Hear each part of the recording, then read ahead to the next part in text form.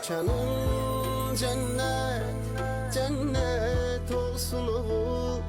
Qəbrin nurla, nurla dolsun oğul. Mekanın cennet, cennet olsun oğul. Qəbrin nurla, nurla dolsun oğul. Bugün şehidim köçtü evimizden, itti gözümüzden, ama gitmir kalbimizden. Bugün yine vətən ağlayır. Sen uyu şehidim, sen uyu mezarda. Mekanın cennet, cennet olsun oğul.